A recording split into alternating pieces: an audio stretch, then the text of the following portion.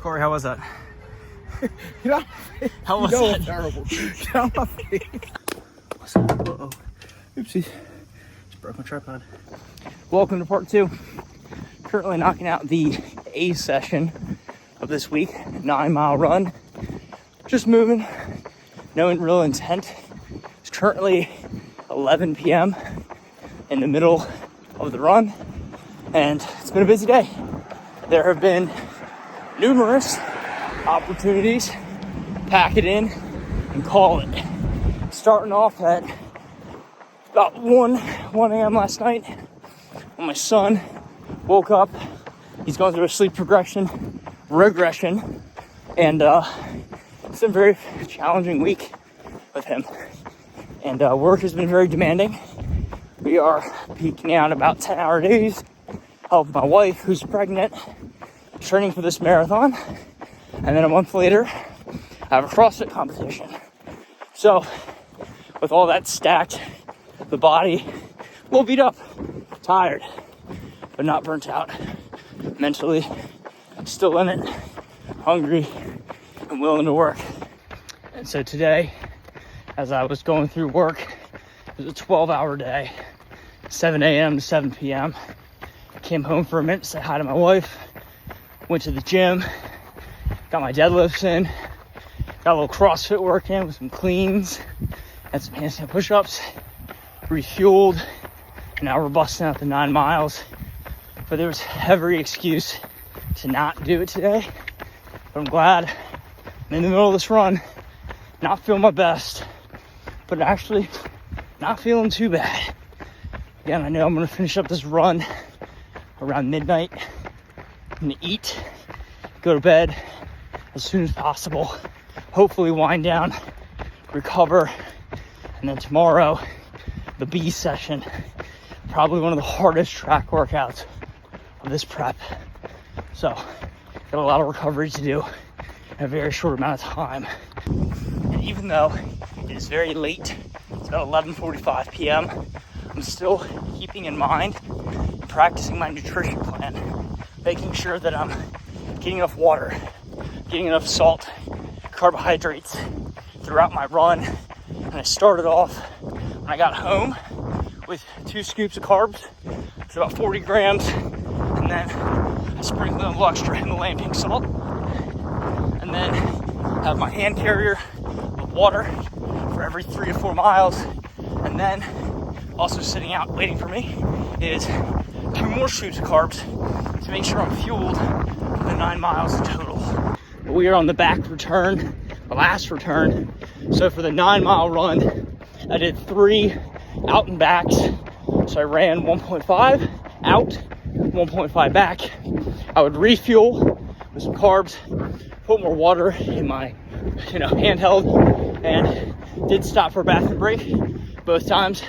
Had to pee, had to poo. Now I'm flying into this last 1.25 miles. Body's feeling good, looking to finish up strong, and then eat, and finally go to bed after a very, very long day. Session A complete. 1 mile, 9 miles, and a little bit over an hour and 12 minutes. Oh, it says I need to recover for 24 hours, which ain't gonna happen. 9 miles, a 7:58 per mile pace. Not too bad. Felt really strong in the last one. Means my fueling is there, and the low temp definitely makes a significant difference. I'll see you guys in session B. 2 sets down, 1 minute rest in between, Corey. A little 1K action. That's it. That's all it is.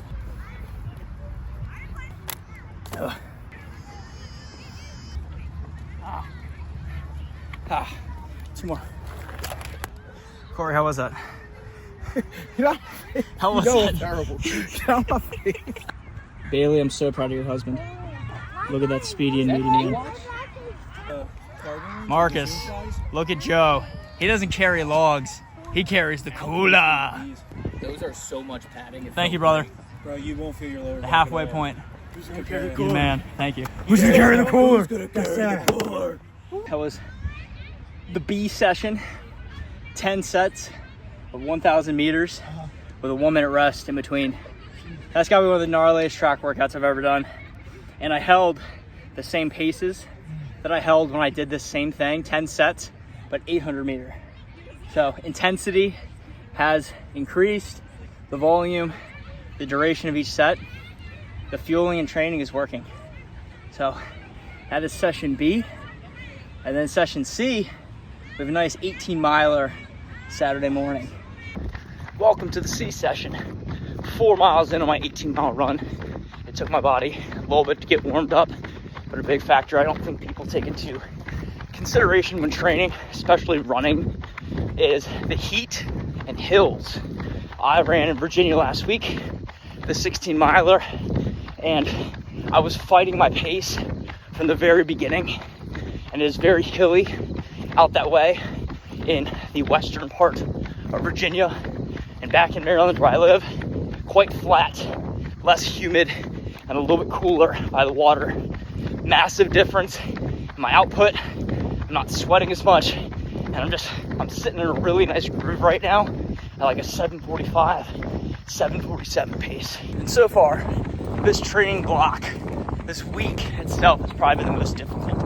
Not only has the mileage increased, the intensity increased, but between life, meaning work, and family, it has made it tremendously more difficult and increased the difficulty of getting prepared and feeling good throughout these runs. I do feel like I'm fighting my body a little bit as the mileage creeps up. I think it's just part of the fatigue, and it's part of just the grind itself. This morning, I had to watch my son, or I got to watch my son and take care of him while his mother slept, rested, and recovered. His pregnancy with our second child, a baby girl, is hitting her a little extra hard this week. I'm starting my run 2 hours later, and the positive spin that I try to keep on this is I'm getting more heat training instead of my hill training like last week. This is going to be heat training. And now, granted, I do believe in October when I run, it will be less hot. And so getting in a few extra degrees of heat is going to be beneficial on this 18-mile run. And just checking in on the nutrition side of things, I will be making a slight adjustment to my fueling strategy, where every 3 miles, I will repeat and go back to my home aid station where there is extra water, salt, electrolytes, and carbs. I think 4 miles, approximately half an hour, is too long in between refuels.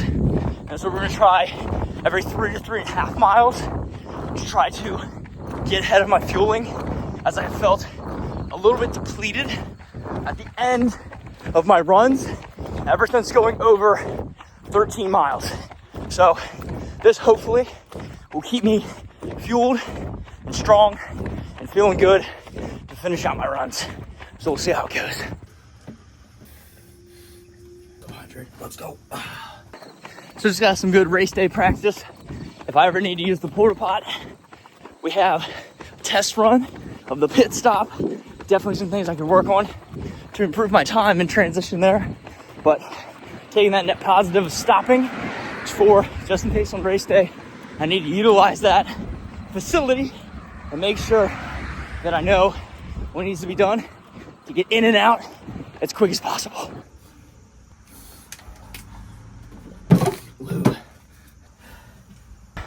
So, update on the fueling plan. So I did a 2-mile warm up, got some carbs, 4 miles, got some carbs, and then 3 miles, got some carbs. So we're gonna go 4 again, go 3 again, and then finish with 2. So we're gonna see what that does. I feel pretty strong. I'm clipping out sub 7:45 minute miles. So we'll see how the body holds up. It's a hard 4, a very hard 4 miles. 13 in, 5 to go.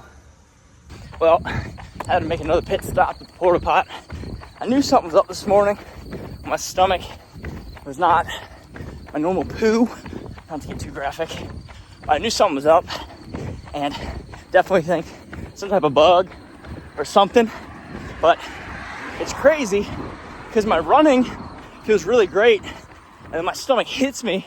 I feel like if I run, you know, it's all gonna come out. So I had to literally walk and hobble to the pot, sweating, but it's all good. We're back and moving. I got 4 miles left. Let's get it. We're at 16 and change. Got a little bit less than 2 miles. Last little bit of carbs. Lovely. I needed like a little bit under a mile to like recover. And once I got my heart rate down and settled, I didn't feel like I had to go to the bathroom anymore. It was crazy. So my stomach settled. We took like a 8-minute mile to recover, and we just cranked out a 7:45, and now we have 1.75 miles left. Let's get it. Oh yeah. And that is session C. Long run, 18 miles complete. Average pace 7:45 with an asterisk. I did have to stop for 2 extended periods for a bathroom break. But once that bug cleared, the last 5 miles and change felt really, really strong, like really good. So there's my family. Georgie, Bree, hi. Hi, buddy. Yeah.